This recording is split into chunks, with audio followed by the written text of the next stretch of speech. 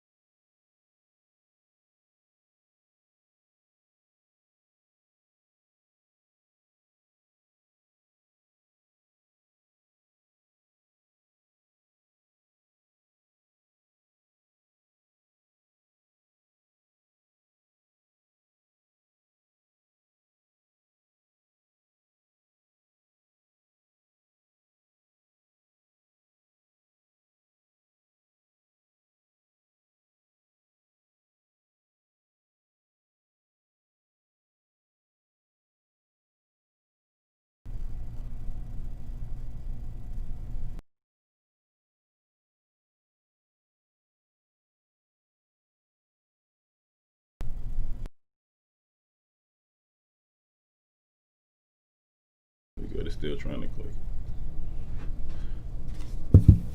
Oh fuck. So system with professional monitoring. This includes fast emergencies response, free security analysis, free equipment, and free installation. A limited time offer, be proactive. Call today, don't delay. 708-251-5069. That's 708-251-5069. The first 10 callers receive a free camera valued at $250. Call now, 708-251-5069, or visit our website, securehomeandautomation.com. Secure Home and Automation, where your life safety is our priority. It brings authorized dealers certain restrictions to apply. I know you're gonna dig this. Mike Love and the Dig! For Mike Love and the Dig. Go, Mike Love, I got a question. Hey, are you ready to go down? Here we go again. It's all about the bad boys, baby. Hey, what's up? This is Mike Love. Hey, what's up? It's Diz. Of Bad Boy Rent. Wait a minute. This ain't 1999, man. Yeah, man, it's Chicago famous. Say what? Old guys now. Oh, I'm hurt. My back. We are back starting September 8th. Get ready, Chicago. That's right. We are coming back on the air. 3 to 6 p.m. on What's in It for the Black People Media. Chicago famous. Hi, I'm Dr. Willie Wilson. People in Illinois have been crying out for justice, equality, and fairness from their government for years. And it keeps getting worse. Unfair taxes, laws that unjustly imprison nonviolent offenders. The rich get richer, and the everyday people suffer. It's time for a change. And with your help, I'm here to do it. I'm asking for your support as I run for U.S. Senator in 2020. Paid for by Willie Wilson for Senate 2020. If you elect me, Dr. Willie Wilson.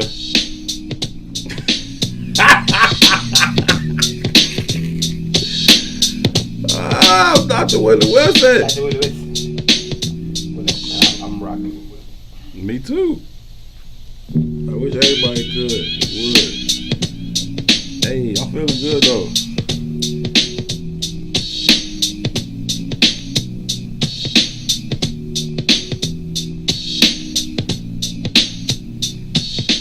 Great afternoon to you wonderful people. Welcome to this Wednesday edition of I Said What I Said. We are live from the What's In It for the Black People Media Maze Said Studios, live on the Maze Jackson Facebook page. My name is Herb Howard. My co-host name is Toussaint Warner. Again, this is I Said What I Said. Each and every Monday, Wednesday, and Friday, we get together right here at 1 p.m. Central Time on the Maze Jackson page, and we discuss issues that are impacting the black community, how those things are impacting us as individuals, also how they're impacting us as a collective, and along with your help, we try and talk through these issues in hopes of finding the best solutions for moving forward and overcoming those obstacles. Again, overcoming them as an individual, but perhaps more importantly, overcoming them as a collective. We thank each and every one of you so much for choosing to tune in and be a part of this conversation. It means a whole lot to us that you guys are choosing to take your time to be a part of this conversation. We greatly appreciate it. Please take a quick moment to share this conversation. Share it on your personal page. Share it even within your personal network. Anyone that you think would either find value in or add value to this conversation, we want them to be a part of this conversation. We feel like the more like-minded individuals that we can get to be a part of this conversation, the better opportunity we have of finding the best solutions going forward. Again, as I always like to explain, that I don't mean like-minded as in we all agree, because certainly we do not, and there's a lot to discuss and try and find some areas of agreement on right now. But when we say like-minded, we just mean people who are aware that there's a problem and actively engaged in trying to overcome those problems. So again, thank each and every one of you for tuning in. Please take a quick moment to share the conversation. Also, if you want to contribute to the show, you can also click the gold stars at the bottom of the screen. We greatly appreciate that as we continue to try and not only expand the team here, but improve the quality of the content and the experience and the programming that we bring you all. So we greatly appreciate you all contributing with the gold stars as well. We thank you so very much for that. Also, huge shout out to Mike Brown and Trigger, man. I enjoy listening to Mike Brown and Trigger. That's not to confuse enjoy with agree. You know, not to confuse enjoyed with agreed, Mike.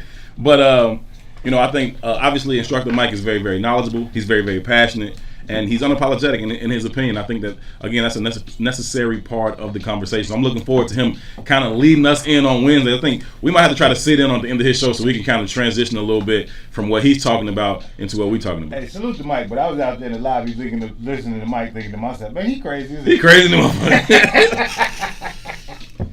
Nah, Triggered is dope. You can catch that each and every Wednesday right here on What's In It for the Black People Media. And again, Mike, enjoy listening to the show, man. Looking forward to chopping it up with you both on and off the air as we transition from your show into our show on Wednesdays. Again, if you're just tuning in, this is I Said What I Said. My name is Herb Howard. His name is Toussaint Warner. This is I Said What I Said. Intellectual thuggery at its finest. We feel this is the blackest conversation in America. And we thank y'all so much for being a part of that particular conversation. Two. What up, brother? How you feeling, man? This morning I woke up right, and I was. That's a good thing. That is a good thing. It's a good thing, right? But I was energized, man. I watched the DNC. I mean, not the DNC. Look, I got confused. Yeah. The RNC convention last night. About the same. They're pretty much the same shit, And I was excited because I knew today was gonna give us the opportunity to have a very spirited conversation. Yeah. You know what I mean? But before I came in here today, man, I got a call from my uncle, and he hit me with some terrible news that he got diagnosed with cancer the other day. Sorry. And but the reason why my uncle holds such weight in my life, man, is because I really lived this kind of black experience, right? And at a young age, I got in a lot of trouble here, and I ended up having to go live with my uncle in Cedar Rapids, Iowa, because I was in the kind of trouble that probably would make it tough for me to survive my teenage years in the city of Chicago. Okay. You know what I mean? But what's more interesting about that is that I really never even met my uncle at that time. And the reason I never really met my uncle at that time, because before I actually moved down there, he had spent the majority of his life in the penitentiary. Right? And this is a very common understanding of the black experience. Sure. If you're born ADOS, right? Sure. And in context to the DNC, in context to the RNC conventions, and in context to the difference between Trump and Biden, or if there's any difference at all, I think we got to start having those kind of conversations. It has to be a focus point, right? What it means to be black in America has to be our focus point for us to start to realize how to respond to the effects of white supremacy. Yeah, I think that right now,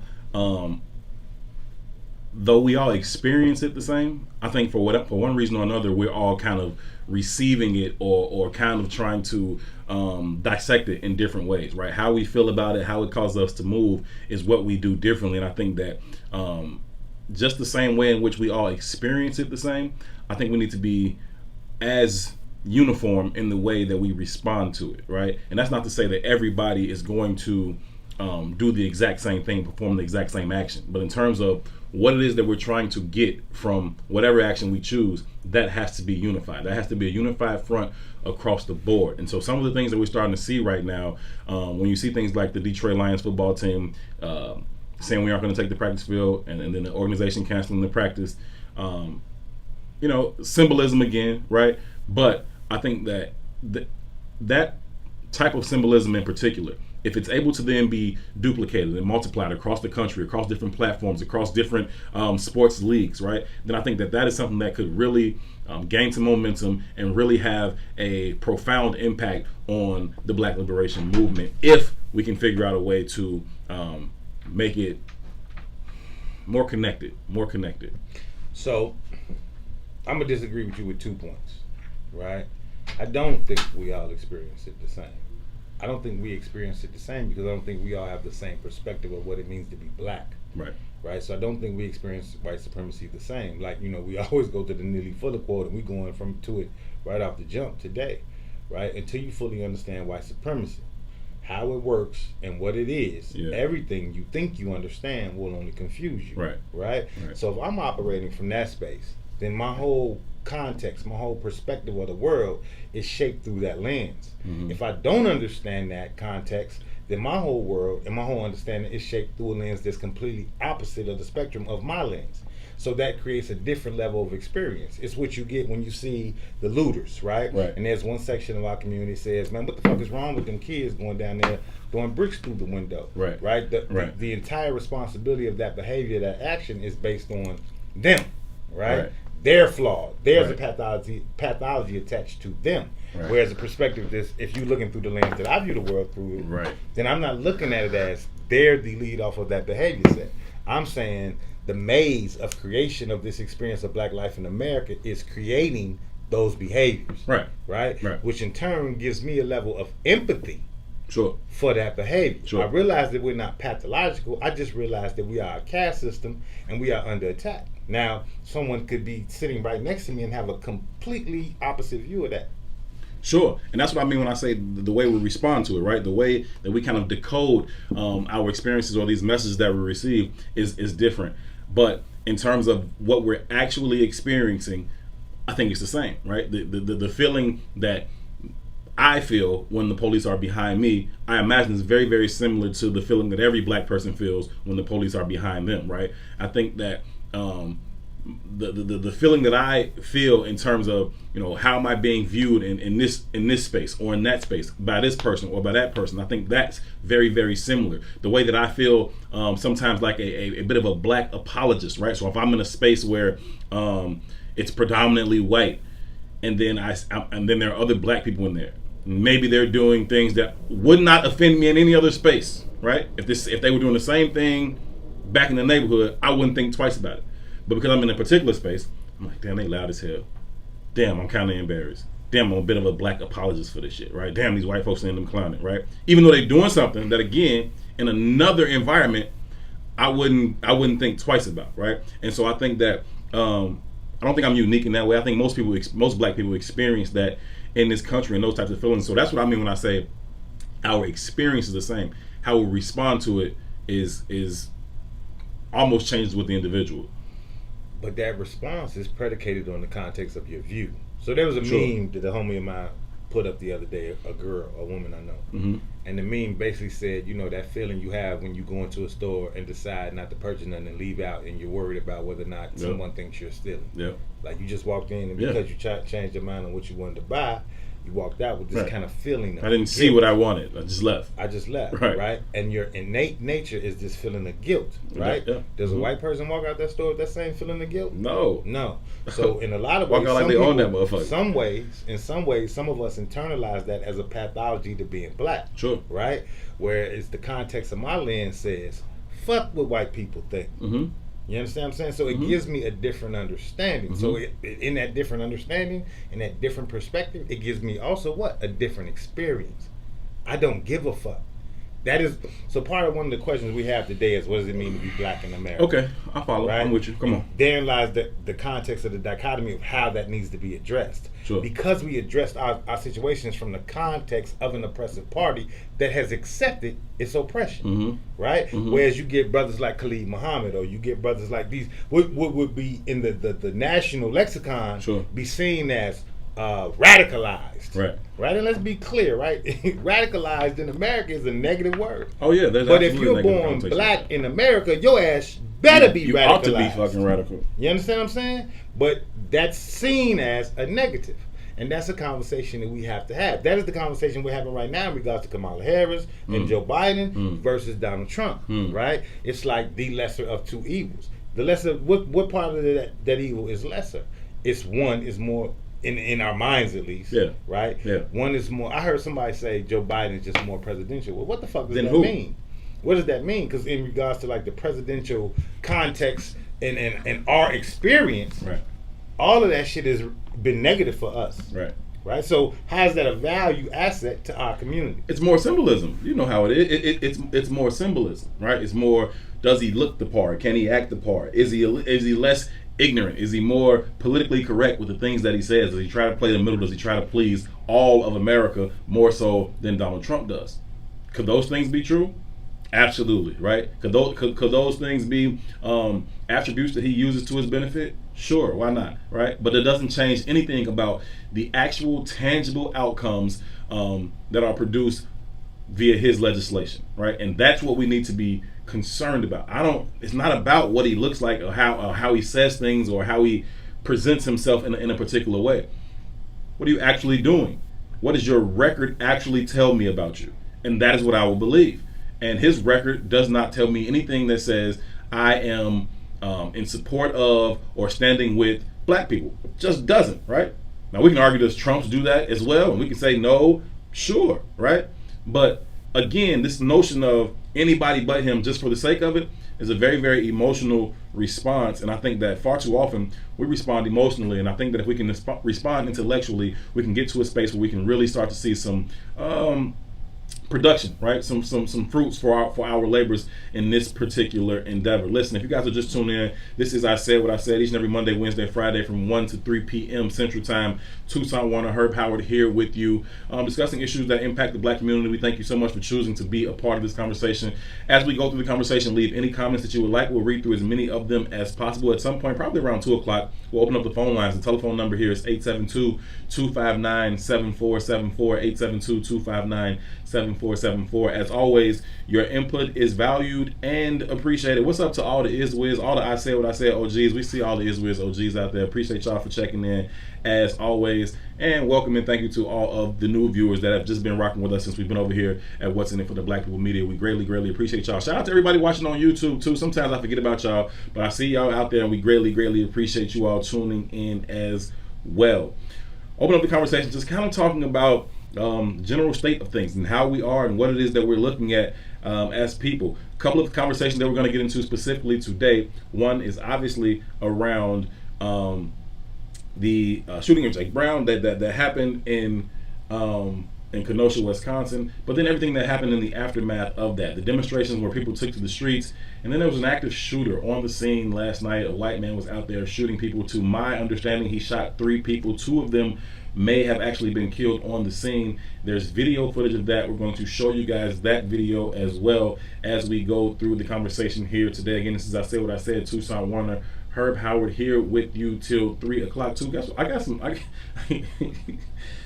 You ain't asked me how I was doing today, so I ain't get to tell you. I'm sorry. It's okay, man. You're selfish. I really don't care. I know. it's apparent, but I'm gonna tell you anyway. I needed some new tires, right? So for like the last 3 days, right? I've known that my front driver's side tire was like had not even a slow leak. It's got like a fast leak, right? And so I was trying to figure out when I could go take it in to get tires. I finally went and got it in because I was like spending like $3 a day on air pumps, just going to the air pumps, because now you can't just pull up to the tire shop like, hey, can I get new tires, right? You gotta have an appointment, like they gotta come see you, they gotta get everybody in and out one at a time like that. So I finally went over there to get it done, and had a interesting experience at the tire shop today. Like I went in there, and the dude was like, hey, you gotta kind of wait outside, but go wait by your car and somebody will come talk to you. I was like, cool, got it. Way by the car, they come in, they check your car and take your license plates, all this other kind of goofy stuff. And he go about his business. He like, somebody will come and pull the car in. A few minutes later, so another dude walks up. He goes through the same check-in process, right? He's going through the license plates and all that. I'm like, yo, somebody just did that, bro. He's like, yeah, I know, I gotta do it again, right? I'm like, how many times do y'all need my doggone license plate, right? So they come through, and dude come in, he moved the car, he put it in there. I go in there, because he was like, I'm gonna pull the car in, you can just head on inside. So I go inside, I'm waiting at the desk, and the dude like, hey, you got a question or something? I'm like, nah, dude just took my car back into the garage, said, come in here. And he was like, okay, you good, just have a seat in there, and they'll call you when they're done with it. I was like, all right, cool. He called me up to the counter, he's like, hey, let's go ahead and take care of this paperwork, get it done, you know, when you get out of here, get out of here. So I go in there and do that. Time to get done with my car, that dude is gone, another dude's at the desk, right? She was like, okay, we just gotta sign a few things, and we done with it, right? So he's sitting at the computer and he's looking hella confused, right? He's like just trying to go back and forth. I stand there for like 2 minutes. I'm like, we good? Like, what's the problem? He's like, I'm trying to find. He's like, did you already? Yeah. I'm like, dude, I already checked out. I already paid for it. Like, I already got the receipt and all that shit. This thought somebody ran out with the car, huh? Nah, he thought that like I was just gonna like take the keys and yeah, basically like I was gonna take the keys and I'm like, bro, I already did this. But he, instead of him just opening the computer and already seeing this cashed out and be like, oh, it's cashed out already. He just sitting there trying to figure out something must be wrong. Like, I already paid. Look, man, give my damn keys so we don't have a problem in here, right? But anyway, that was an experience. But then you got a flat tire too? Yeah, man. So yesterday you jinxed me, and I didn't jinx you. You did jinx me because you was riding around on your car with a flat, and as soon as I got to the house, at least I got to the house. I'm not gonna lie. As soon as I got to the house, I looked up and my bike tire went flat on me, so I could deal with it from the house. That's cool. But even to your experience with but you got your bicycle tires probably cost more than my car tires. No, it's a cheap move. Listen, I do have the Bentley of bikes. You absolutely do. Listen, we got to take. I saw the nicest Honda I've ever seen in my life today too. I was at the tire shop. But anyway, we got to take a break. It's 1:30. Listen, we're going to take a quick break. When we come back, we're going to get into the conversation about the Detroit Lions NFL football team choosing to not practice yesterday in the wake of the shooting in Kenosha, Wisconsin. We'll have that conversation. Herb Howard, Tucson Warner. I Said What I Said. We'll be right back. What's up? This is Mike Love. Hey, what's going on, y'all? It's Diz. Sounds like that. Yeah, it's not because we are now Chicago famous, but we are back on the air. Yeah, we after the joints we can. Not only will you hear us on air, but you will be able to see us as well, and that's all going down September 8th from 3 to 6. What's up, y'all? What's in it for the Black People Media? Make sure you check us out. Chicago famous. Adrian Anderson said that's like the 4,000 flat tire this on secure your bike. moment is brought to you by Secure Home and Automation, your premier authorized home security demo. Home invasions occur every 23 seconds, fire every 85 seconds, and medical emergencies occur suddenly. In times like these, get Secure Home and Automation and an affordable wireless home alarm system with professional monitoring.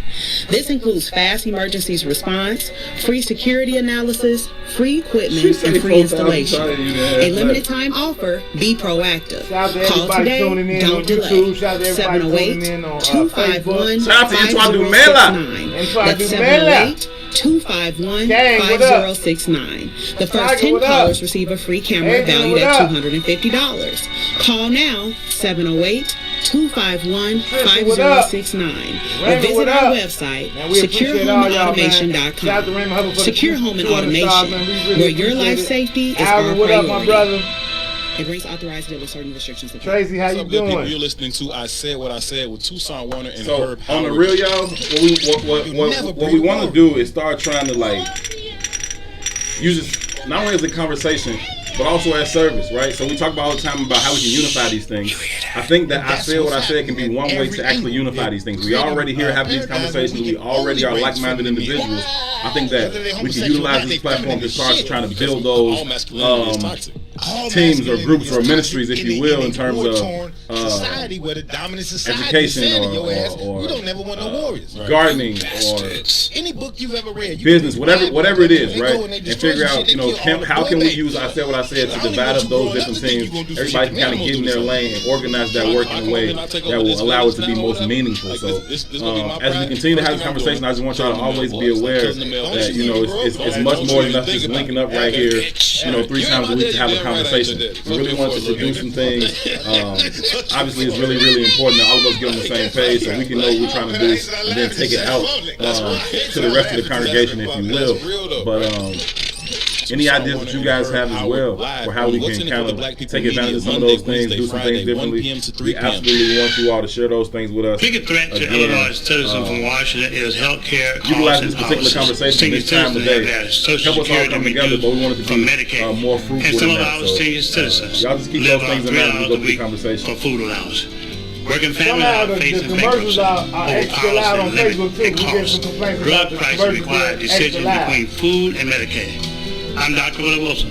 Vote for me. My name is Send me to Washington. My name is Dr. Willie Wilson. The commercials loud as hell.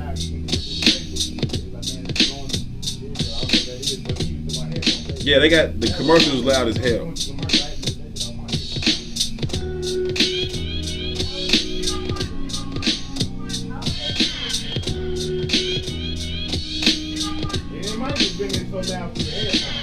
Right, they might be hearing it through here, but it's so damn loud they might be hearing it through here.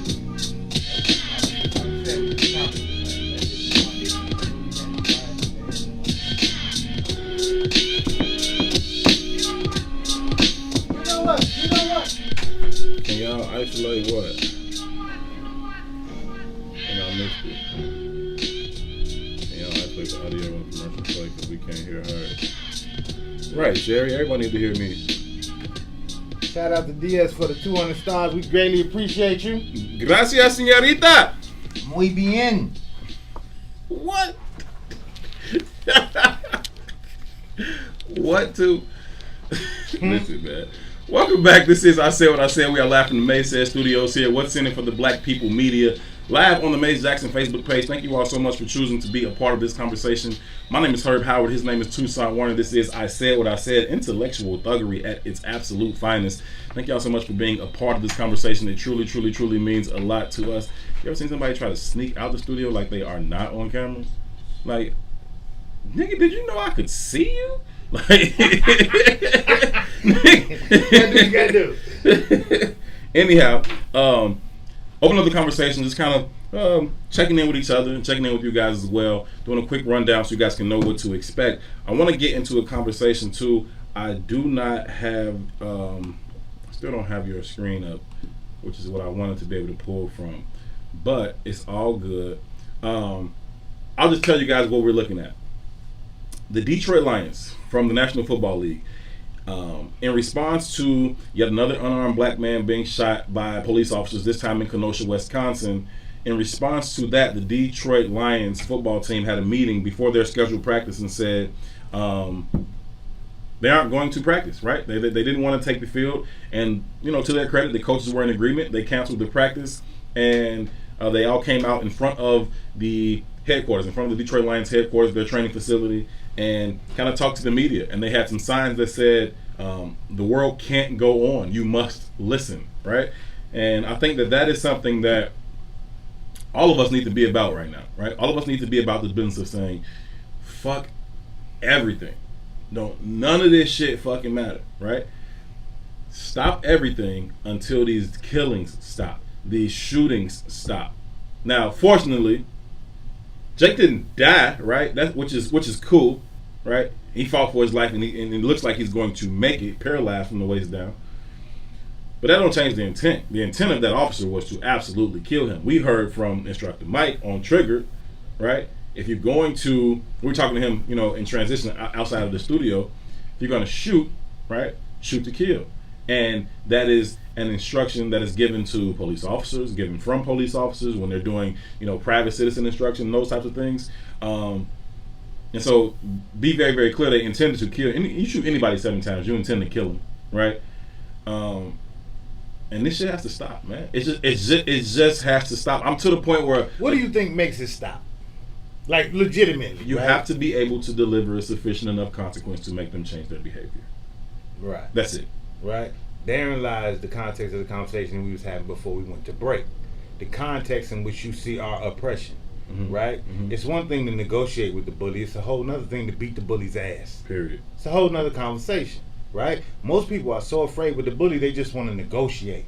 Right? I'm going to keep giving the bully my lunch money until I ain't got no more goddamn money left. Right. But some people are going to say, you know what, bully, either you're going to have to beat my ass or I'm going to beat your ass. But you ain't going to keep robbing me. Right. Right? But that's a matter of perspective. Right? It's a matter of how much fear are you harboring. Right? Are you harboring enough fear to keep giving the bully your money? Or do you say, this is where I draw the line? Right? And that this is where I draw the line conversation, for me at least, right? This is where the conversation in the context of what it means to be black in America has to be discussed. What it means to be black and male in America, if I'm being really thorough about it, right? It's an argument that says, and this is an argument from Dr. Amos Wilson, right? Mm-hmm. Dr. Amos Wilson says that to be a woman, period, by the very nature of gender, to be a woman is natural at birth. You are born into womanhood essentially by being born with the sexual organ of a woman, right? So what's your goal in life? From the universal standpoint, your goal is to what? Reproduce as a woman. If you're born with the female sexual organs, God willing, you'll be able to reproduce. You'll grow into womanhood. From a girl, you'll grow into womanhood. But masculinity and manhood is very different. Masculinity and manhood is kind of a rites of passage. You could be born with the male gender and never become a man. It's a conversation that we have all the time in our community about what is the representation of a man. So what Dr. Amos says, in essence, the environment in which you're born into dictates what it takes to become a man. Okay. Right? Now, this is where context is important. What we've done traditionally or as a group or in mass is that we've contextualized our experience as what becoming a man is our ability to align into a white supremacist system. Right? So what does that mean as a black man is born into this black caste? Essentially means that how well you capitulate to meet the goals and standards of white social norms dictates whether or not you're a man. Right. What I'm saying, though, is in context, that's a falsehood. Really, to become a man, your goal has to be specifically born in an oppressive state where you have to recognize that we are at war, right? What it takes to be a man is you must become a motherfucking warrior and destroy said system. It is the only fucking option. You cannot assimilate into the system because the damn design of the system is about your demise. Right. There is no assimilation. Right. So how well you capitulate, which is the fucking standard in a lot of cases. Right? How do we value each other? By what you have. Sure. What did I say the other day? The only consistent value in America is winning. Right? What does winning look like? Right? And we've been conditioned to have a view of what winning looks like. Winning looks like the right car. Winning looks like the right address. Winning looks like being able to put my children in the right school. Sure. Winning looks like a social standard of achieving some level of wealth. Sure. Right? So here's the reality. 98% of all the wealth in America is in the hands of white folks. So when we say in context, we say, oh, he's trying to be white. A lot of us look at that as like a behavior trait, right? But when you look at the core tenets of what that really means, all of us are trying to be white. All of us are trying to be white, which goes to the zero grade reliance conversation we always have. Right. What we must do is reject all of that shit. Right. All of it. Right. Or we will never achieve success, in my humble opinion. Mm-hmm. No, I agree with you, right? You have to be able to withdraw yourself, remove yourself from a game in which you are not actually in the first place, from a game in which it was not designed for you to be an active participant in. In fact, it was designed brilliantly, in my opinion, to bring about your demise and create the exact set of circumstances that we see in our communities that we do not see in other communities. However, it simultaneously creates a set of circumstances inside of us, right? Mentally, psychologically, emotionally. And those are the things that drive us, right? It's not just about the physical circumstances. It's about how I've been conditioned mentally, how I've been conditioned psychologically, how I've been conditioned emotionally. And those are the things that are driving our actual actions, right? Those are the things that are behind or what motivate us to do the things that we actually do. And in order for us to get to the space where we can talk about withdrawing ourselves or removing ourselves from a system that wasn't physically built for us, we have to unlearn, recondition, and re-educate ourselves on another way of thinking, feeling, and responding to things on an intellectual and emotional level, right? Because that's the core of it. The rest of the shit is almost symptomatic, right? It's almost symptomatic. It's deeper than that, but for the sake of this conversation, it's almost more symptomatic than it is cause. I would say the cause is the emotional and the psychological trauma. So that's why timing is important. So when you ask the question of, is what's going on with the Detroit Lions substance or symbolism? It's a good question. I kind of waver, right? I don't know. It's a good question. At a lot of levels, I understand the impact of trend.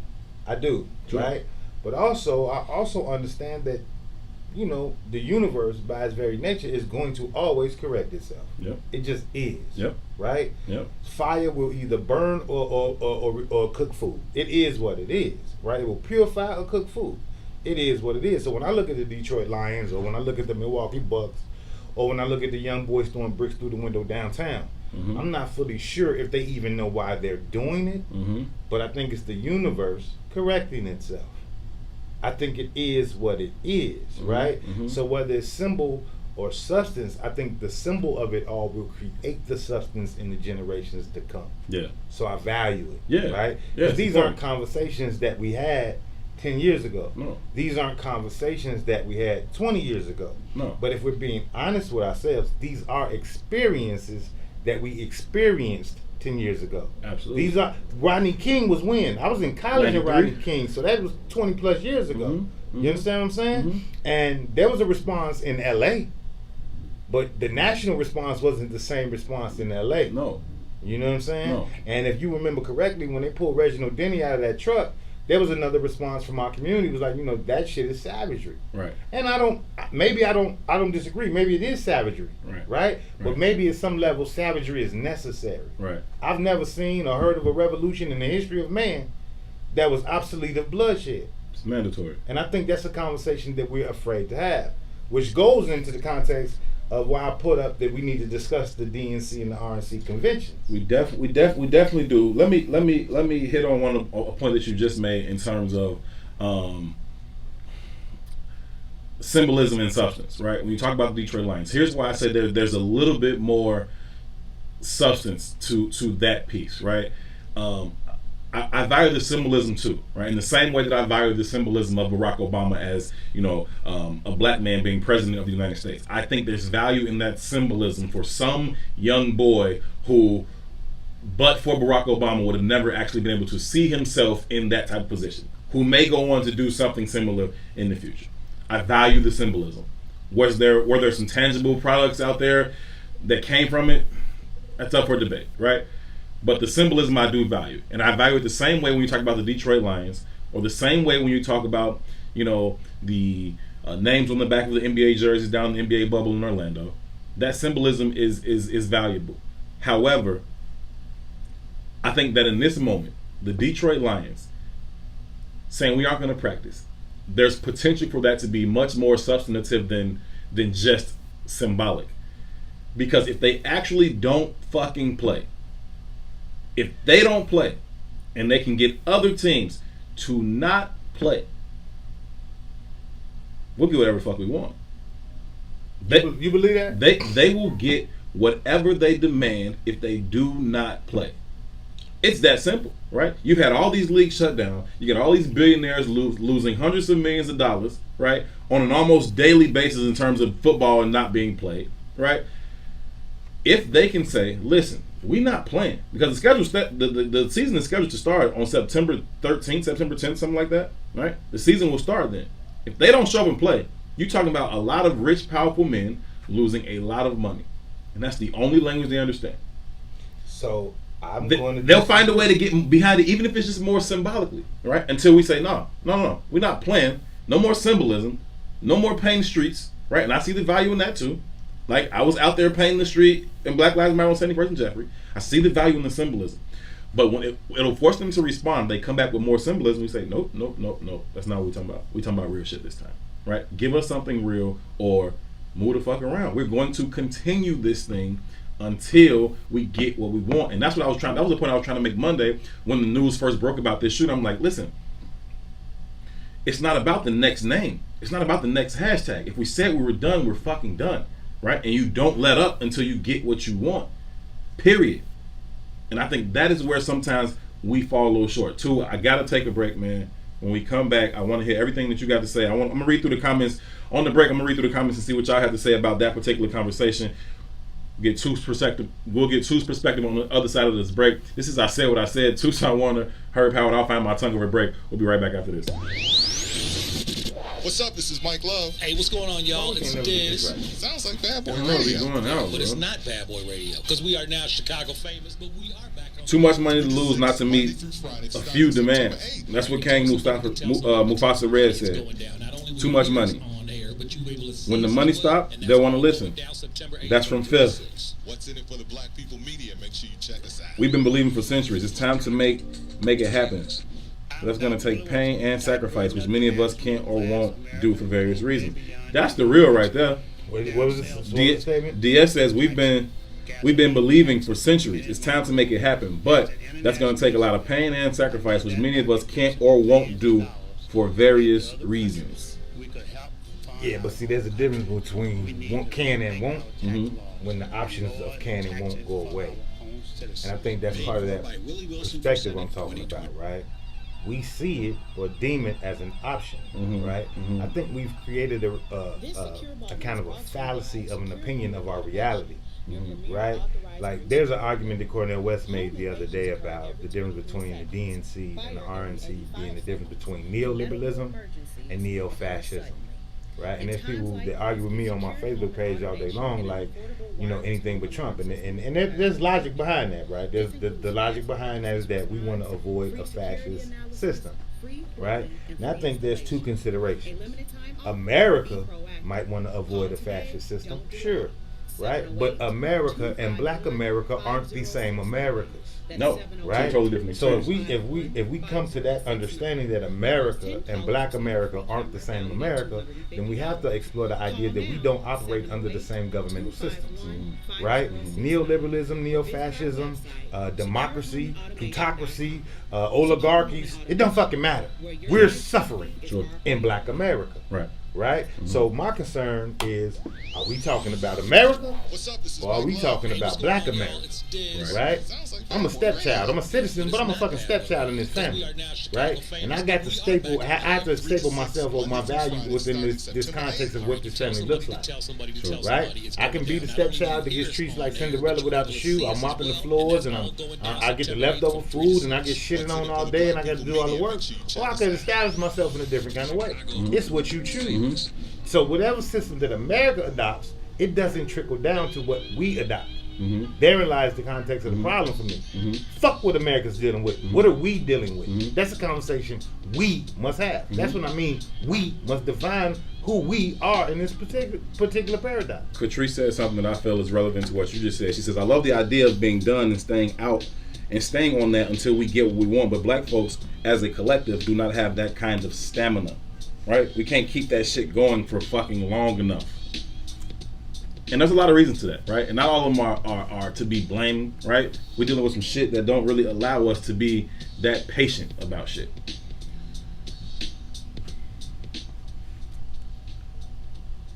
And we are back. This is I Said What I Said. We are live from the Maze Said Studios at What's In It for the Black People Media, live on the Maze Jackson page on Facebook. Tucson Warner, Herb Howard here with you till 3 p.m. Thank you so much for choosing to be a part of this conversation. It means a great deal to us. We hope you are doing well on this particular Wednesday. We've gotten into a conversation about the Detroit Lions responding to the latest shooting, maybe the latest. I'm sure it's happened since then again. Somewhere, but the latest shooting of an unarmed black man in Kenosha, Wisconsin, shot 7 times. He's miraculously able to survive, but he's going to be paralyzed from the waist down. I saw somebody mention earlier how traumatizing that must be. His life is going to be changed forever. He was walking and able to get around, and now he cannot. That trauma is forever. Forgive me for not remembering who actually came with that comment, but I agree with you wholeheartedly. And I'm also mindful of his children were in the fucking car. It was his son's birthday at that. 3 and a half, and 5, I think, years old. Like, that's absolutely ridiculous for them to have to see that, right? That's you talking about that age between 3 and 5. You talking about forming those first memories. That's like some of the first shit you can remember. The first thing you can remember is your daddy getting shot to death, seemingly, in your face, right? What does that do to you? How does that impact you going forward in terms of how you interact with police, with white people, with America, with yourself, even with your father, even, right? Those are very, very real questions. And I also saw some people that were commenting over the break as we were talking through the rest of this idea of the Detroit Lions choosing to sit out practice. Now, it's symbolism if they're at practice right now, right? Which I'm sure they are, right? That was yesterday. If they're at practice today, symbolism. And again, there's value there, but there isn't any production there. And we talked Monday about not confusing activity with productivity, right? I'm glad they were active yesterday. I'm glad they were pissed off. I'm glad they were saying, we're not going to go out there. But if we went out there today, fucking difference do it make, right? It's about delivering a sufficient enough consequence. You punish your kids, you can't go outside for 2 weeks. Tomorrow they outside, what the fuck? They come do that again, you realize that, right? And so, it's about our stamina, as I think Catrice mentioned earlier, our ability to sustain these efforts and these initiatives. But I understand that our ability to sustain these efforts is really dependent upon, our ability to sustain our own lifestyles. And we don't really have that ability. We don't have that much leeway. We don't have that time to be patient like that. So again, every conversation that we have is kind of predicated or steeped in nuance. Sure. Right? Must be. And it's a nuance that I always speak about because it's really no this or that or this side or that side. It's really encompassing all of the ideas, right? Mm-hmm. One of the things that I always talk about is the spiritual grounding that we have to find ourselves entrenched in. We have to physically understand our nature within the context of the spirit, the human spirit, right? Sure. And we have to juxtapose that with the context of kind of the man law world that we exist in, right? Sure. Capitalism is killing us. It is what it is. Every 80 years or so, capitalism eats itself. It just happens. The Great Depression, you juxtapose that with today. We've probably been living in another Great Depression for the last 15, 20 years. We just don't know it because it's been masked by the illusion of a healthy economy. It's a little different, right? Mm-hmm. But again, nuance and context is so very important. It's due to run out. Right? So when we talk about the Detroit Lions, whether it be symbolism over substance, that's why I keep saying, even if it is symbolism, it's symbolism that's wrapped into a new emerging idea. And that new emerging idea is wrapped in the nuance of understanding the universal spirit of man. Of man. Right? So for so very long, not even for so very long, it's waves too, right? This shit is cyclical, right? My godfather is Walter Beach, right? Most of y'all might not know Walter Beach by name, but Walter Beach was a cornerback on the Cleveland Browns championship team, which had Jim Brown on it, right? And when we think about the Ali Summit, where all those athletes were sitting there demanding black rights, my godfather was at the far end of that photograph. It's an iconic photograph, right? So to have that have that relationship with my godfather, I get to have conversations with him that directly explain the perspective and points of views of athletes in that time. Right? I can't think of the coach of the Cleveland Browns at that time. Goodell? Is it Roger Goodell? Was it Roger Goodell? No, you're talking about Cosell. No, it wasn't Roger. It wasn't Cosell. Not Howard Cosell. No, it's a big name. I can't think of his name, but whatever it is, right? My godfather tells me stories of when he was on the practice field, and he would come to the practice field with books, because when he wasn't sitting in playing reps, he would sit down and read his books, and the coach would be like, "Nigga, what are you doing? We don't fuck that. We don't appreciate you reading around here. Get that shit up out of here. We want you to be dumb and just an athlete." You know what I mean? He also talks about Jim Brown, like Paul Brown. Jim Brown. There was a point in time when they brought in a white boy cornerback. He wasn't as fast as my godfather. He didn't hit as hard. He wasn't the best player, of course not. Right? But he was white, so they wanted to implement him into the defense. Right? Now Jim Brown being the franchise player at the time, Jim Brown said, "I won't fucking play this game if y'all cut beach on this white boy." That's what I'm talking about. Right? So that's some shit in the context of the time. Right? That imagine the kind of stand you would have to make being a black athlete in the context of the time to say, "I won't fucking play this game for the livelihood of another guy." Yeah. Right? Yeah. So now we juxtapose that moment. Right. And then we take from whatever that was, 1950, 1960 something, I believe it was, maybe 1970 something, I don't know. But 40 some years later, right? In the middle of those 40 years, we've not seen any athletes that kind of rose to that level of responsibility to the community or their next man, right? Mahmoud, Abu, Jamal, Chris Jackson, when they ousted his ass from the league, he didn't get the response Colin Kaepernick got. No. Nobody gave a fuck. Because nobody was willing to jeopardize their money for a black man taking a stance. Right? We always had this backlash conversation about who the fuck Michael Jordan is. Yeah, he's the greatest athlete, but he's an ain't shit guy off the field, off the court, so we don't give him the same level of respect off the court that we do, say, LeBron James. Right? Now, that symbolism is wrapped in the universe pushing a different frequency. We are getting back to an elevated frequency, right? And that elevated frequency is going to push engagement across the board. That means people are going to begin to educate themselves in a different way, right? That means people are going to look for information in a different way. It also might mean that in context, we might actually change our God. And I mean that in this sense. Because for the last 40 years of my experience on this planet, cash is king. You can talk all the shit you want, but your God is that dollar. Believe that. Your God is that dollar. That's what you got faith in. That's the only thing I've seen people have faith in most instances, right? But the minute you remove that as your God, your frequency will elevate to levels that you wouldn't even believe. Yeah. What you're capable of doing, the barriers will be removed because you have a different understanding of what you value. Period. That's how I see it. Maybe you see it differently. Yeah, no, I see it the same way, right? It's about, your value being tied into a particular thing. And if your value is more tied into capital and money, then it's not going to, there's no way you're going to be able to bring yourself to a space of, sacrificing that for what others will call greater good, because you don't see that as the greater good, right? You see the greater good as me continuing to increase the size of my personal bag, right? This idea of, doing it for the people and for the masses, that's bullshit. That don't compute to me, right? Cash Art Modell, that's who it was. Art Modell. Shout out to Eric Smooth Holiday Pool for that answer. See, gotta love the whole I Say What I Said family. I love that day. That's some old Mississippi pimp shit right there. Art Modell, yeah. Moved the Browns out of Cleveland, took them to Baltimore. Baltimore Ravens came out of that. Art Modell died maybe like 5 years ago. But anyway, listen, we gotta take a break. When we come back from the break, we're going to get into a conversation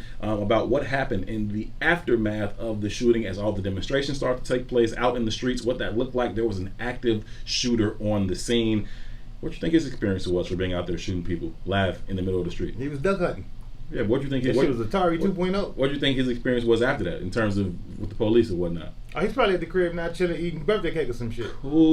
Cooling. Gonna have that conversation as soon as we come back. This is I Said What I Said. Herb Howard, Tucson, Warner here with you for another hour. We'll be right back after this. Today's world requires first-hand knowledge of real. Shout out to Antoine Dumele for the 200 stars. I got a whole list going on over here. Nicole Rogers for the 100 stars. Love y'all, man. Is Wiz OG Nicole Rogers. International business can rebuild the middle class by creating the infrastructure to support Beulah small McCloy. businesses through economic I saw that as well. Shout out to Beulah. 530 stars.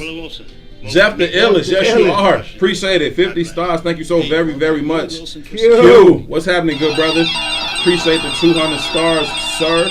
Marvin Bell, thank you so very much for the 100 stars. We greatly appreciate that. Diane Scott, your premier authorized $250,000 stars. Thank you so Home much. invasions occur every 23 $250,000 seconds. stars. We Fire really every appreciate 85 that. seconds. And medical emergencies For real. occur suddenly. In times like these, get secured home and automation and an affordable wireless home alarm system with professional monitoring. Production changed paradigms.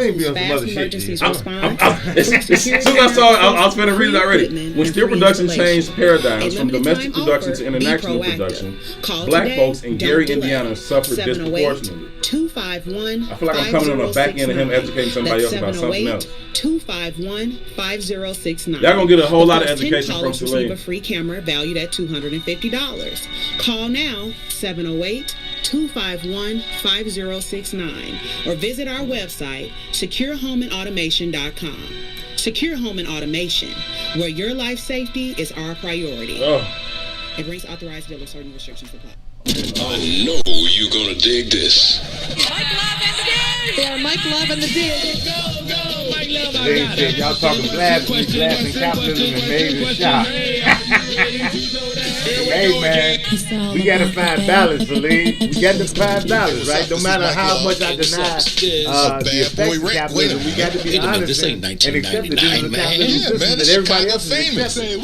So we got to learn how to navigate these motherfuckers with nuance, right? Starting How September do we 8th. get what we Get ready, need out of Chicago. the That's system why we while are not coming back on really the air. relying 3 to 6 or p.m. on What's in It for the Black People valuing Media. it in the same way that we do, right? It's like, how do we Biggest threat create to some level Illinois of citizens compassion from in Washington is capitalism? health care costs and policies. Senior citizens have their Social Security reduced And so I do from melee, Medicaid. I agree, And man. some of Billy our Root senior is getting his citizens praise for live it. out $3 I don't think a we week understand that for we are at food war. allowance. And I think Working that's the families are conversation we need facing to be having. bankruptcy over policy and limit and cost.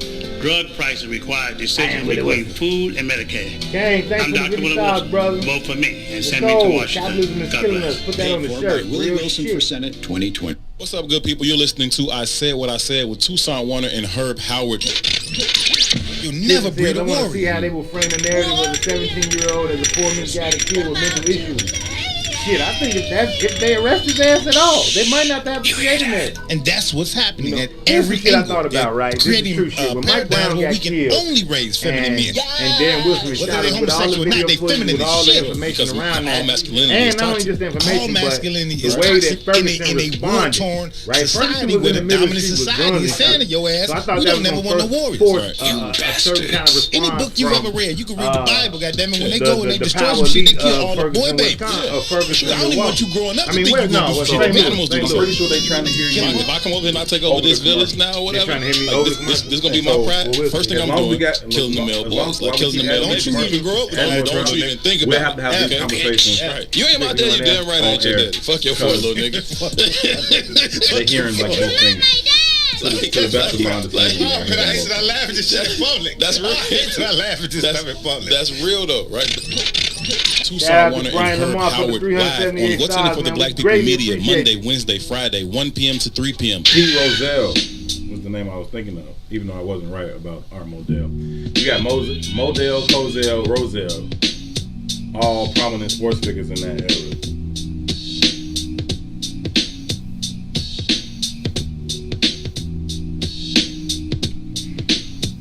I can't hear y'all.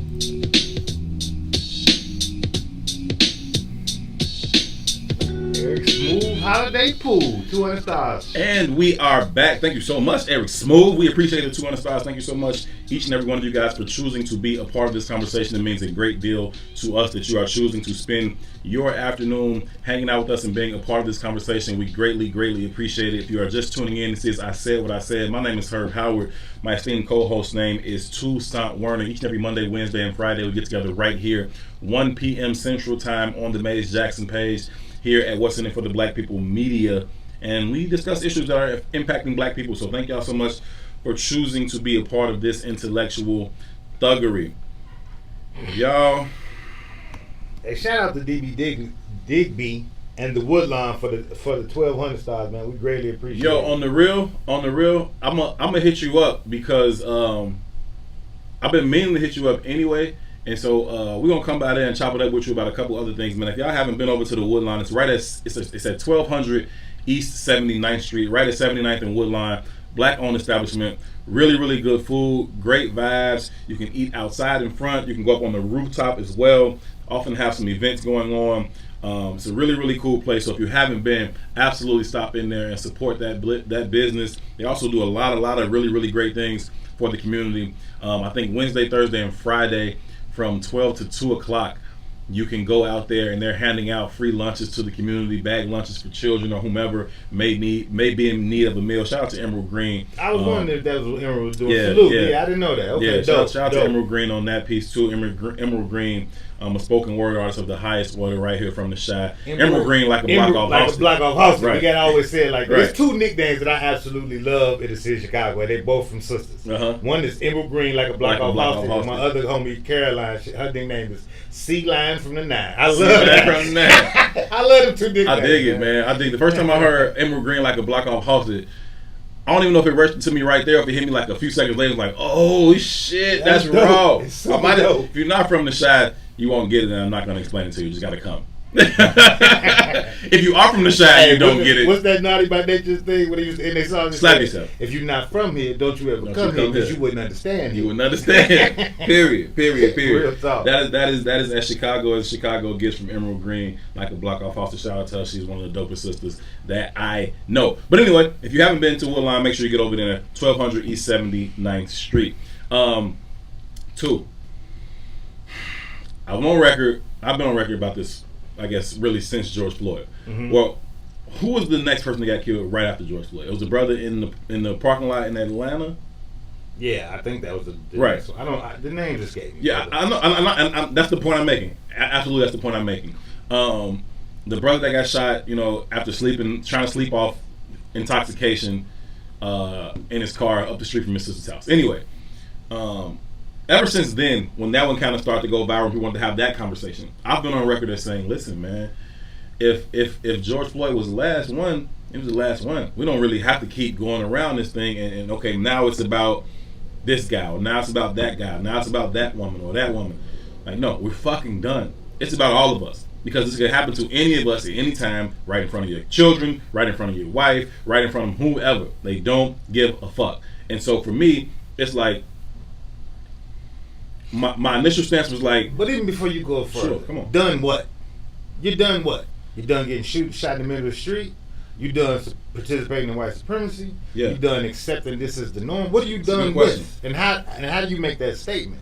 Right. For me, it's about getting to the point where you are completely fed up with it, and so you're willing to do and make whatever sacrifices are necessary for us to be able to deliver a sufficient enough consequence. Make no mistake, it's a bit of a sacrifice anytime you have to deliver a consequence to another motherfucker. Even if it's your children, right? You can't go outside. Well, now your little ass got to be in the house with me all day, right? Even if I gotta whoop you, that might hurt me a little bit, right? Like, so there's always some sacrifices that are gonna come along with being able to deliver a sufficient enough consequence. That being said, for me, enough is enough, and being done with it just means, listen, there are no more bargaining chips that you can use to get me to capitulate. There's nothing else you can say. Well, hey, we're gonna pay y'all this much to come play this game, or we're gonna pay y'all this much to sing this song, or we're gonna do all these different types of things, as opposed to getting to a space where it's like, fuck it. There's nothing y'all can do. There's nothing y'all can do to make us continue to put up with this kind of shit. And for me, it was done at George Floyd. And so I was on the record on Monday and said, well, I don't really want to get too up in arms about this next one, right? Because there will be another one until we do something differently. So continue to just do the same thing, bouncing around from one city to this city to this city to this city. Tomorrow it happened in Oakland. Now we're doing the same thing in Oakland that we just got done doing in Kenosha, that we just got done doing in Atlanta, that we just got done doing in Minneapolis. Like, you know what I'm saying? And but that being said, though, that video was tough. That video, it's not as long as the George Floyd video, so it may not weigh on you quite the same. But that video was hard to watch. I think being done has to have context. Sure. Right? I think being born and raised in Chicago is very, very interesting. And specifically when you compare it to most other places in America. Specifically most other places in America I've been. And I say that, with a little bit of wealth of knowledge because I'm fairly well traveled. Right? New York has a very interesting culture. LA has a very interesting culture. But in regards to what I deem is authentically black culture, sure, Chicago is kind of the place. It's like the Mecca, in my opinion. You know what I mean? And maybe the New York culture and the LA culture is kind of circumvented or diluted per, I guess would be a word I could use, is because there's such a vast wealth of the black diaspora integrated into the kind of ADOS kind of culture. Right. Whereas Chicago, everybody here has their roots in Mississippi, Alabama, southern states. It just is what it is. Yeah. We don't have no large population of Haitians. North. We don't have no large populations of people from the islands. Right. We don't have those large populations specifically entangled into our community. No. Right? These is Negroes. What you get out of here is just some old southern shit. Right? And out of that old southern shit, there's a little bit of context in how we kind of view or accept the world.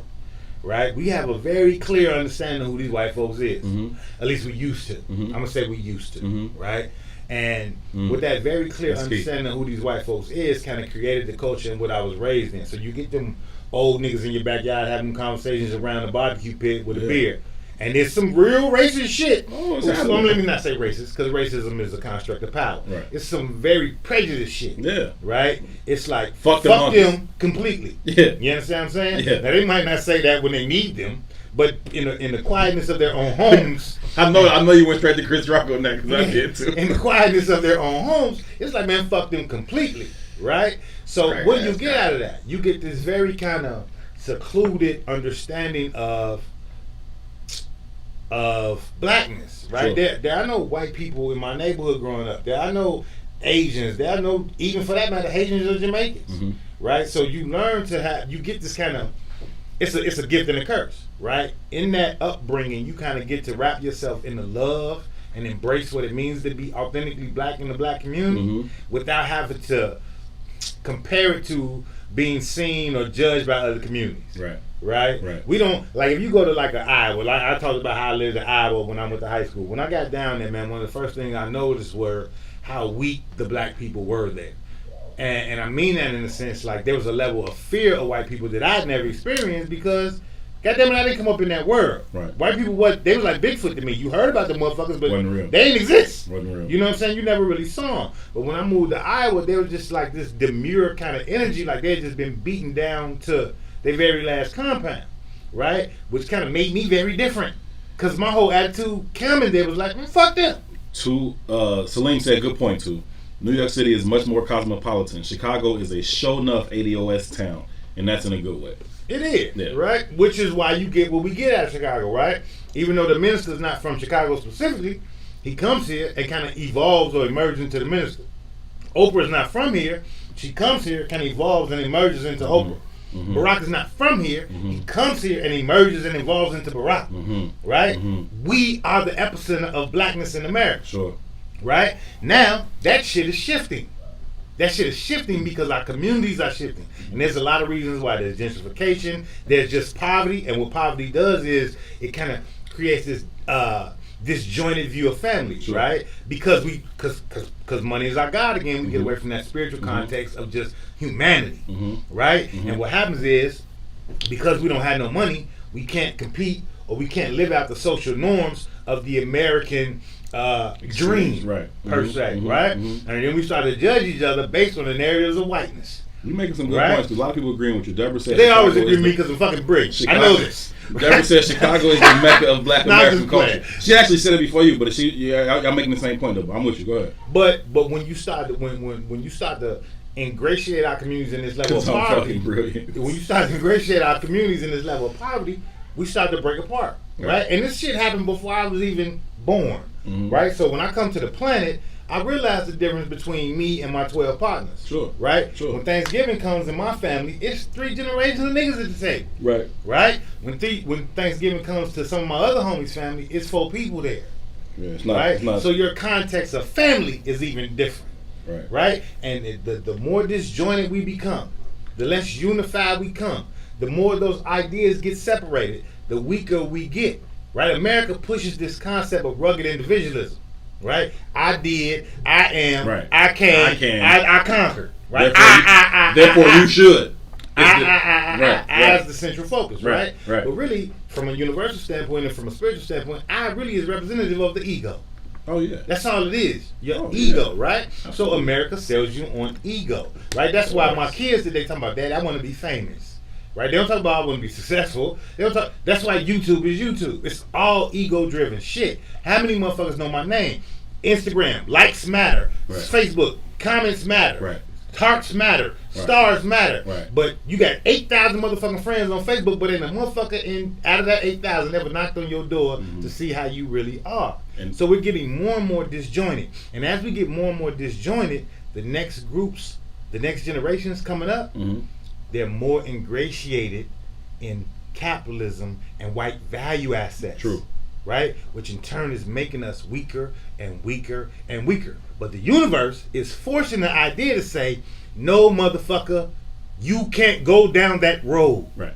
That road will destroy not just you, but this. Right. Right? Because the very nature of it's like a fish in a goddamn pond. Right? Catfish are bottom feeders. Right?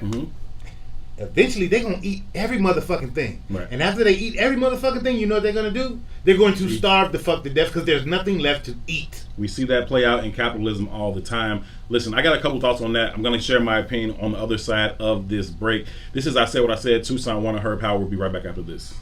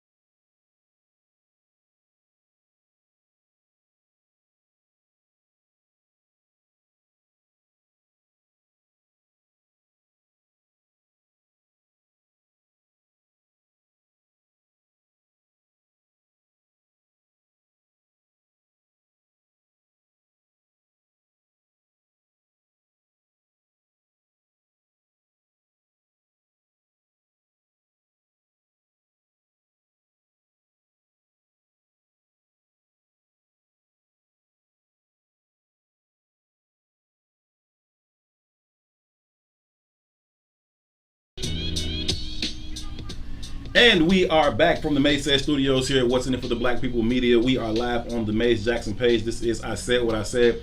Herb and 2 here with you for about another 35 minutes or so. Thank y'all so much for choosing to be a part of the conversation. We greatly, greatly appreciate it. If you have not already done so, please take a quick moment and share this conversation. Share it on your own personal page. Share it even within your own personal network with anyone whom you think would either find value in or add value to this particular conversation. Also, you can also contribute to the show if you like by clicking on the gold stars at the bottom of your screen. We greatly, greatly appreciate each and every star that you send us. We truly, truly appreciate it. So if you want to contribute to the show that way, just click the gold stars and we will be sure to say our most genuine show our most genuine appreciation. So thank y'all so much, most importantly, for being here and for continuing to spread the word about this particular conversation. Too, before we went to break, you were kind of giving your opinion about, damn, I'm trying to think of the point I wanted to respond to specifically. I should have wrote it down, but I did not. So I'll just move. Well, fuck that point. Fuck that point. It'll come back to me way too late. But the point is, though, you, which you very rarely do, made a very good point. And every now and again, even the broken clock is right. What did I say? Twice a day. Twice a day. Oh, speaking of, actually, I don't know what it's actually speaking of, but it just in my mind. Friday, I will not be here, right? Tucson will be here, but you guys are in for an upgrade. In intelligence and philosophy, because Tucson will be joined live in the studio by none other than Salim Muwakil. Will be here Friday from 1 to 3. I'm gonna shoot out to DC for the march and see what's going on out there. So I probably will check in at some point through the show. I'll check in, see if I can come in through video, if I just got to call in or something like that. But I'll check in, let you guys know what's going on out there. If any of you are going, let me know. Maybe we can link up or something out there. Either way, Salim Muwakil will be here Friday, 1 o'clock Central Time on I Said What I Said, co-hosting alongside Toussaint Werner. I'm looking forward to it. I'm gonna be out there listening to y'all because I think you two brothers are gonna have a really intellectual conversation. Both of y'all are so very well read and have experienced a lot and offer your perspectives in very, very unique ways that are quite informative and passionate as well. I'm looking forward to it. Hey, shout out to Tracy and Nicole for the stars too, man. Thank you. I'm eagerly awaiting to sit down with Salim, man. If I'm being honest, right? A few years ago, I lost my dad, right? And my dad was like a real staple in my life, right? And what I noticed about that when I lost him, it was like almost like it was like a 2-year kind of a search for an old black man as a guide to life, man. Like I don't think we fully grasp how important it is for a man or even a boy and a man to continue that kind of mentor relationship with older black males. And the kind of man that I am, I'm looking for people with information. Yeah. You know what I mean? Yeah. And I've introduced you to Uncle Walter, my godfather. Absolutely. Right? Shout out to Uncle Walter. And Uncle Walter, again, Uncle Walter's like 80-something years old at this point. Thank you, T. Renee, for the 200 stars. We greatly appreciate it. Uncle Walter's in Philadelphia. You know what I mean? But I rely on them conversations that I have with Uncle Walter. You know what I mean? They really open up pathways to new thought, and they just make me feel comfortable in the experience that I'm having, because a lot of times, you know, I feel like this shit is like unbearable. Oh yeah. You know what I mean? Oh yeah. Like there's what's the saying, ignorance is bliss. Right? And that's some true shit. I'm not ignorant. And when you're not ignorant, this shit gets to be depressing. I got to be honest with you. So to have a 80-year-old black man that just kind of ground me sometimes, it's like, man, I just so greatly appreciate that shit. And from afar, Salim represents that kind of a man to me as well. So I'm eagerly awaiting to have that conversation. Yeah, no, I'm you know, often say how grateful I am for, you know, the relationship that I've been able to build with Salim just over the years of coming in and doing the radio on Saturdays over at the spot. And you know, I count it a blessing to be able to speak with him and learn from him. There's an old saying that I often refer to, and I don't know if I've referred to it in a little while, at least since we've been over here, that youth is wasted on the young. And it literally suggests that while we're in our years of youthful exuberance with so much energy and passion, we don't yet have the wisdom nor prerequisite experience to match that youthful exuberance. What it also suggests is that perhaps by the time we acquire that wisdom through experience, we no longer have the energy to fight for things that we were once so passionate about. And so then it becomes absolutely imperative that we find a way to marry those two unique skill sets in order for us to reach the best outcomes. Unfortunately, there are a lot of things in the way. We like to do a lot of finger pointing, a lot of blaming, right? Older generations look at younger generations and they see, failed hopes and aspirations of generations past. And younger generations tend to look at older generations and they say, you guys dropped the ball on us. And the truth is probably somewhere in the middle, but more importantly, we don't really have time for the argument right now, right? We just need to make sure we can get on the same page. And so anytime that we're able to have intergenerational discussions or intergenerational perspectives given, I think there's extreme value in that, so long as both sides are open and willing to receiving information and learning from each other and doing so with the intention of growing and not so much with the intention of being right.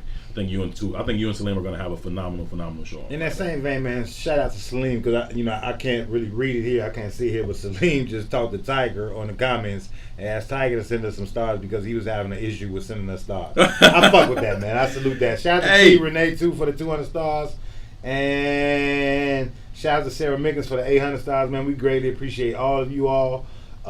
Again, share. We're trying to grow this audience and grow this conversation. No, we truly appreciate that. Thank you so much, Salim. Absolutely looking forward to that. And thank you for trying to get the stars in here. If it work out, cool. If not, also very, very cool. We are coming up against a break. And when we come back from the break, we're going to continue this conversation. Also, the phone lines are now open, so if you want to, feel free to call 872-259-7474. As always, your input is valued and appreciated.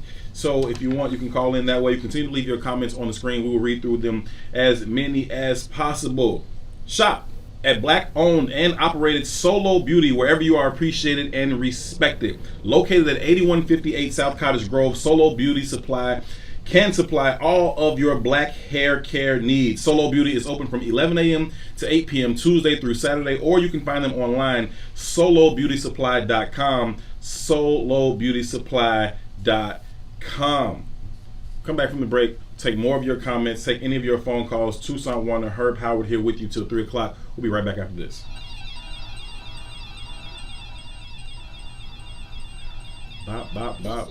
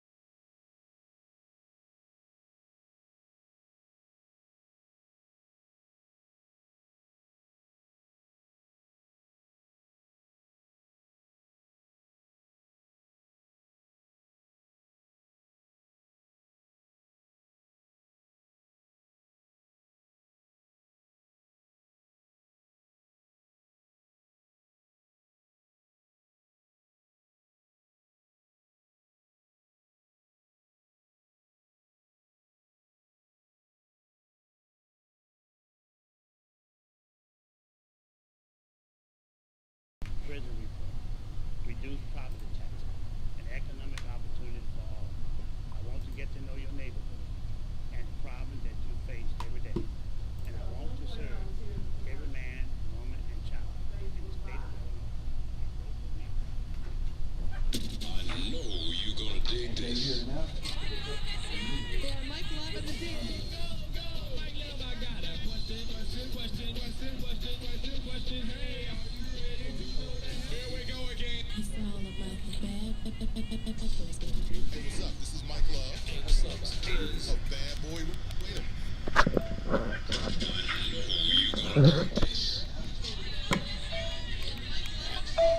She gotta turn the speaker up. You gotta turn the speaker up. Yes. 3 to 6 p.m. on What's in It for the Black People Media. Chicago famous. Turn.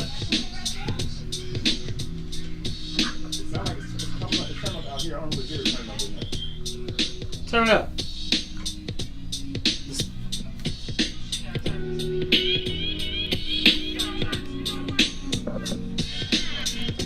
Turn the speaker up.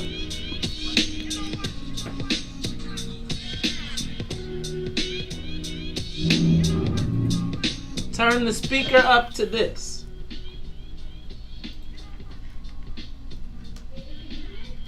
No.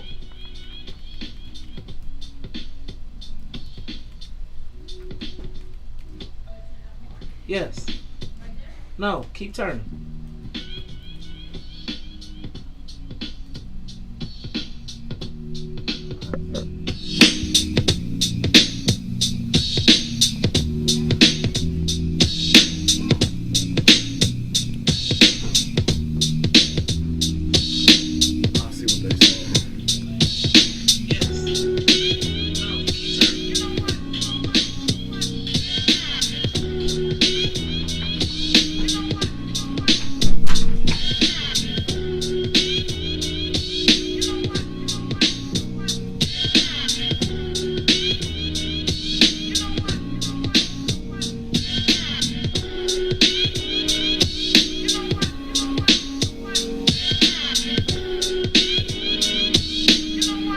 Oh my God, not a 17-year-old penis.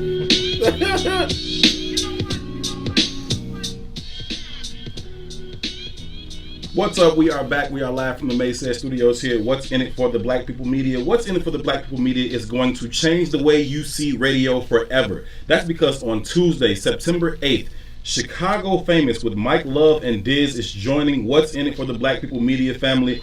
Tune in every day, 3 to 6 p.m.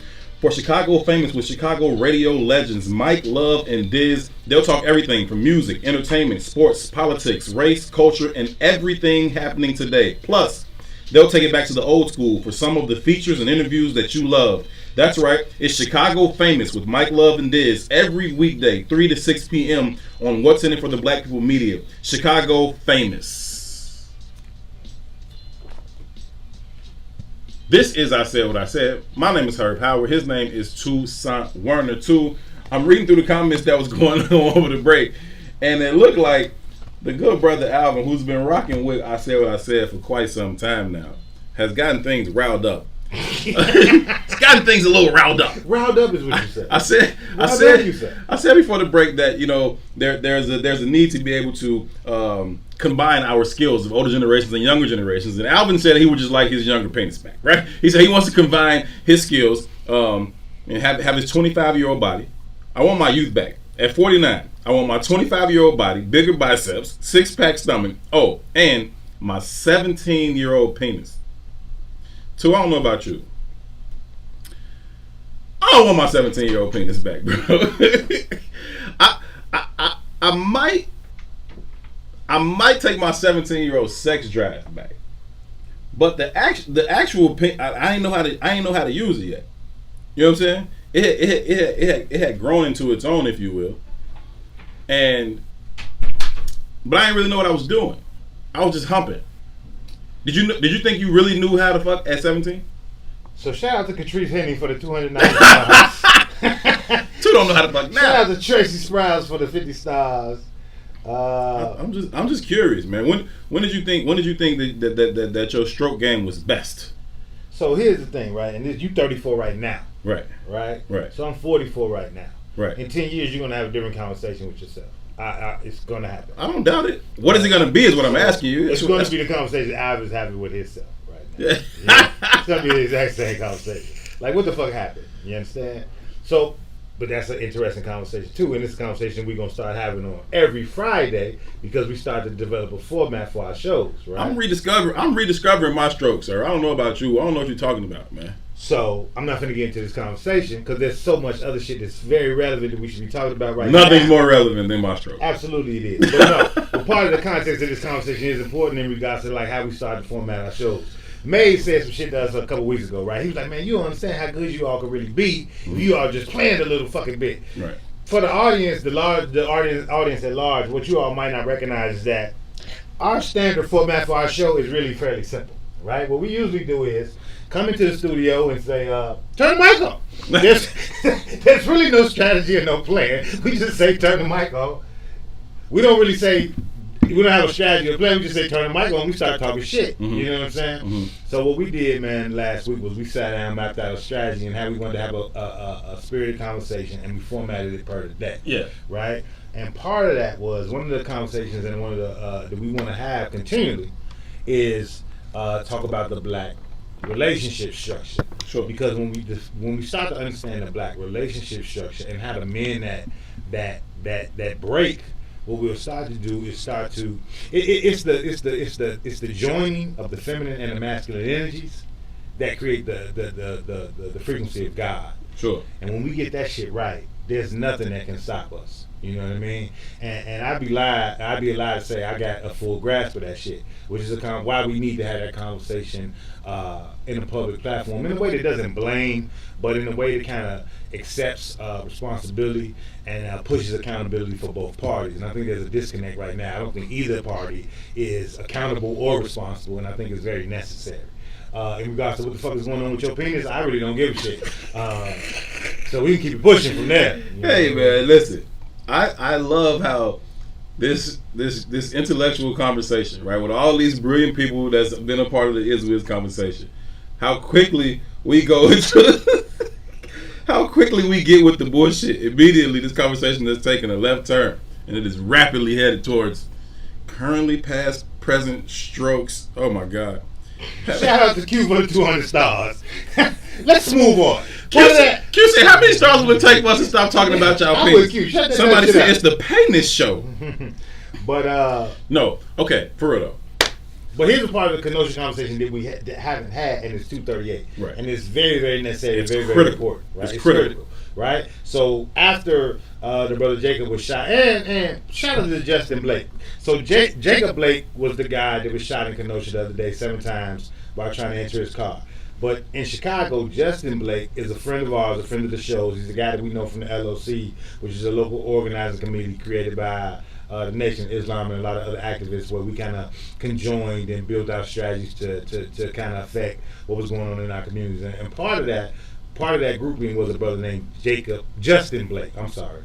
And Justin Blake is the uncle of Jacob Blake, who was shot in Kenosha, and Justin has been down there with the family for since it happened. Sure. I would love to talk to Justin. I'm gonna reach out to him, see if we could get in tune with him and have a on the grounds, that would be dope, articulated conversation about what's happening in Kenosha. But anyway, what happened from that is that there's kind of been an uprising in the community of Kenosha, right?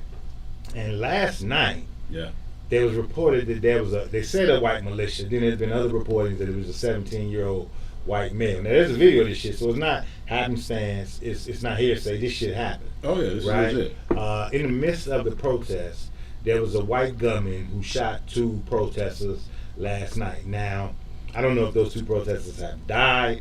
I don't know the facts behind that because it was a developing story by the time we was coming on the air. Well, let me jump in. There's been a little bit of an update. This is coming from Vice.com. A 17-year-old aspiring cop has been arrested and charged with first-degree murder for his alleged role in a shooting during the protest in Kenosha, Wisconsin on Tuesday night that left 2 people dead and 1 person injured. The suspect was identified as Kyle Rittenhouse of Lake County, Illinois. Prosecutors in Lake County filed the charges at noon on Wednesday and labeled him a fugitive who fled the state of Wisconsin with intent to avoid prosecution for that offense. Intent is such a big word. Shout out to Sonia Escobar, coming with the most up-to-date information. That report came straight from her desk. Sonia Escobar is the Dookie. You understand me? She's the Dookie. You understand me? Hands down. Appreciate you, Esco. Yeah, so I'm getting 2 reports online right now. They're saying 2 died. Naya is saying, I think 3 shot, 2 died. Right. That's right. I didn't know he was from Lake County, Illinois. Now, if you're in the comment section in our Facebook feed, you'll see a lot of comments from the brother Marquin McDonald. Shout out to Marquin McDonald. You hear us affectionately refer to Marquin McDonald as Q. Q is our brother, right? Absolutely. And Q is he's like the militia arm of our group, right? Yeah. Q knows every fucking martial art ever been invented. The other day we was at the gun range. She was helping me master my ability to lay some shit down with my gun. Q spearheads all of our self-defense, but also any aggressions that we need to. Absolutely. That's So don't never think this shit is sweet. When I say, can you beat my ass, though, I'm not playing. I'm not talking about me. I really mean, can you beat Q ass? Because that's what I'm going to call. No. Q teaches me too. So you got to prove that shit to me. And just by the very nature of my attitude, I don't stand down. So you have to prove that with some knowledge and the lack of fear, you have a problem on your hands. But that's either here or there. Right? But me and Q was having this conversation earlier. And Q was kind of breaking this shit down from I guess you could say a military kind of perspective or a legal perspective. Sure. And he was like, man, I'm not sure if that shit was a bad shoot or a good shoot. Because when you see the video, he's finna get his ass beat. You see the crowd chasing him. But then there's another context to that, right? Mm-hmm. This man has an AR-15 on his hip, visibly. Right? The people who were chasing him down were unarmed. What the fuck did you do before that video went live? Yeah. Right? Because for me to chase you down to beat your ass, and I know you're carrying a weapon, you had to do some shit that was unforgivable. I think it's possible that he had already shot the first person. In the video, from my untrained eye, from what I think I saw in the video, I think I saw 2 people get shot in the video, which makes me believe that the first person had already been shot and they were chasing him down for that. Now, what happened in that moment in terms of people chasing him down and grabbing him, they pretty much had him on the ground. He turned around and started firing.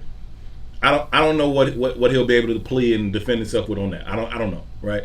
I think more information will have to be gathered to make a definitive declaration about the charges that may or may not come.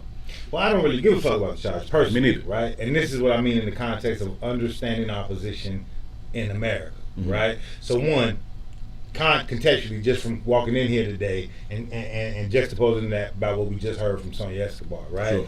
So when I walked in today, I was under the assumption that he was a resident of Kenosha, right? So I was also under the assumption being he was defending his shit. Wisconsin is an open carry state, so all this shit lines up legally, right? So to come in here with this new information, he wasn't from Kenosha. He went up there for the shit. He went up there, and that's why on the intent shit matters, right? He went up there to kick this shit off, right? So again, somebody said he was with the militia. I think maybe I just got my conceal and carry license, right?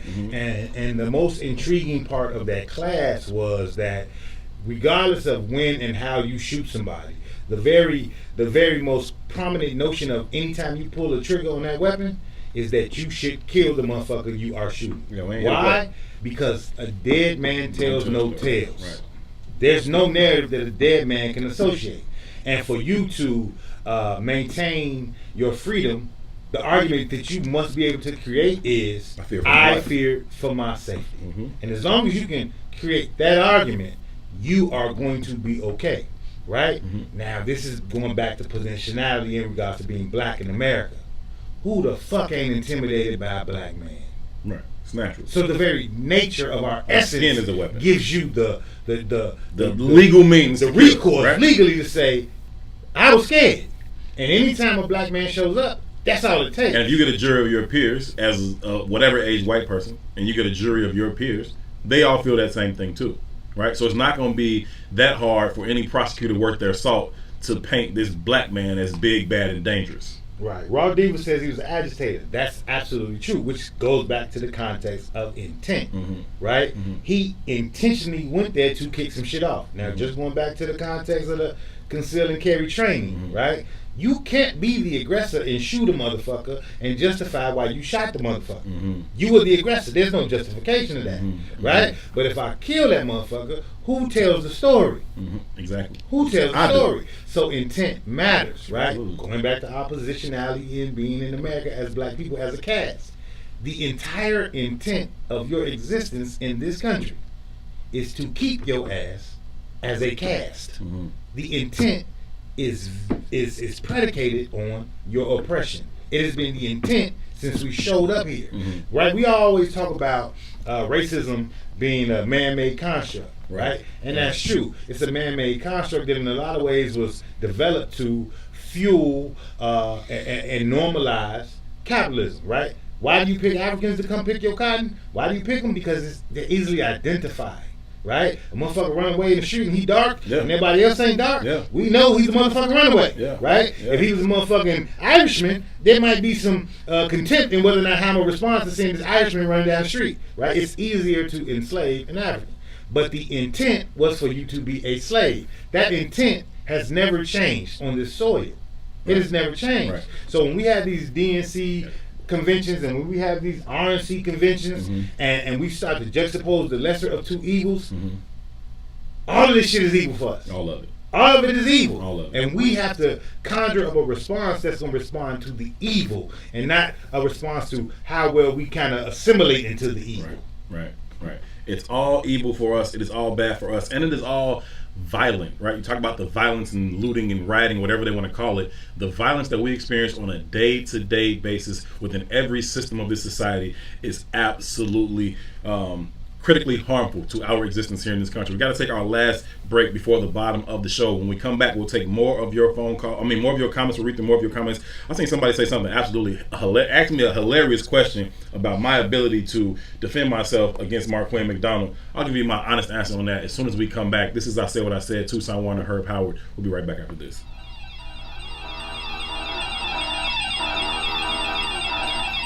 This secure moment is brought to you by Secure Home and Automation, your premier authorized Bring security dealer. Home invasions occur every 23 seconds, fire every 85 seconds, and medical emergencies occur suddenly. In times like these, get secured home and automation and an affordable wireless home alarm system with professional monitoring. This includes fast emergencies response, free security analysis, free equipment, and free installation. A limited time offer, be proactive. Call today, don't delay. 708-251-5069. That's 708-251-5069. The first 10 callers receive a free camera valued at $250. Call now, 708-251-5069, or visit our website, securehomeandautomation.com. Secure Home and Automation, where your life safety is our priority. It brings authorized dealers certain restrictions apply. What's up? This is Mike Love. Hey, what's going on, y'all? It's Diz. Sounds like Bad Boy Radio. Yeah, but it's not Bad Boy Radio because we are now Chicago famous, but we are back on the air. 3 to 6, Monday through Friday, starting September 8th. All right, you tell somebody to tell somebody to tell somebody it's going down. Not only will you hear us on air, but you'll be able to see us as well, and that's all going down September 8th from 3 to 6. What's in it for the Black People Media? Make sure you check us out. Chicago famous. Hi, I'm Dr. Willie Wilson, and I'm running for U.S. Senate for the state of Illinois. I will never give up on inclusion and equality, prison reform, reduce property taxes, and economic opportunity for all. I want to get to know your neighborhood and the problem that you face every day. And I want to serve every man, woman, and child in the state of Illinois. A vote for me is a vote for you. Paid for by Willie Wilson for Senate 2020. What's up, good people? You're listening to I Said What I Said with Tucson Warner and Herb Howard. You'll never breed a warrior. Warriors, come out to play.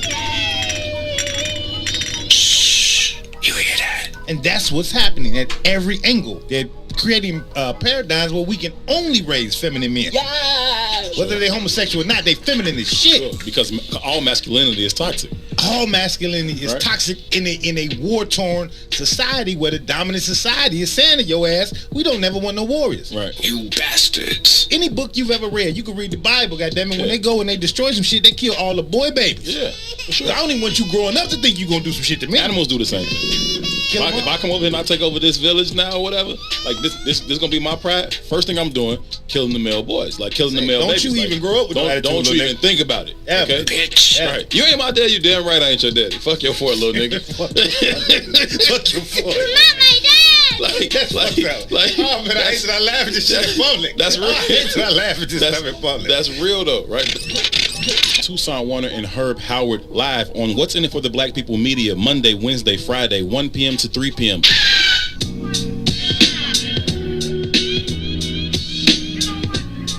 And we are back. Just about 10 minutes left in I Said What I Said. Thank y'all so much for spending the afternoon with us. We greatly appreciate it. Thank you all so much for all of your comments, for contributing to the conversation. As always, your input has been valued. It certainly has been appreciated. Again, if you have not taken the moment to, we kindly ask you to please share the conversation.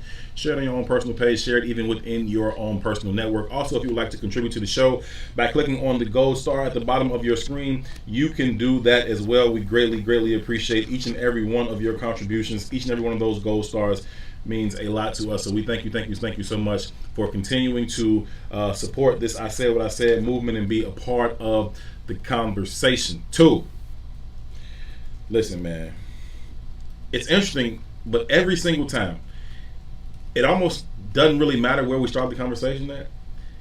It kind of comes back to the same things, right? The way forward is still the same. Now you're talking about this kid, right? 17 years old, armed with an assault rifle, going up to Kenosha to actively take part in anti-demonstrations, right? I don't want y'all out here demonstrating in these streets. These streets are not mine, right? I think Q and a lot of other people listed it. He was 17 years old, illegal weapon, out of state, right? All of these different things. He went up there just to do that, right? And then he not only was he able to go up there, do it, fire his gun, kill 2 people, injure another person, he walked away. Like, in the video, you see him walk away right past all of the police officers as people are on the street yelling, like, that dude right there, him, he just shot those people on the street. The dude with the AK-47 or AR-15, whatever it was, the dude with the assault rifle on his shoulder, he just killed those people. He just shot those people in the street. And they let him sashay his ass on past. And now they're like, oh, he fled the state because he had intent of leaving, right? They could have arrested him then, right?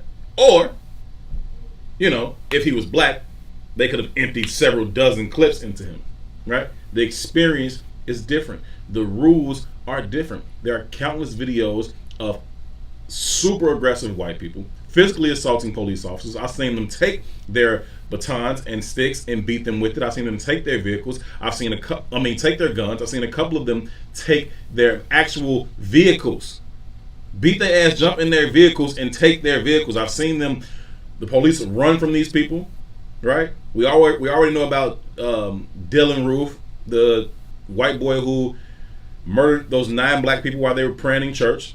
They took his ass to Burger King before going to jail because he was hungry and he has to eat, right? The experience is so fucking different. And to see that video, that shit was as telling as the actual shooting of Jake Brown. So I struggle with like Black Lives Matter, right? Mm-hmm. I struggle with Black Lives Matter as an organization, and I struggle with Black Lives Matter as a hashtag as well because it's fucking genius, right?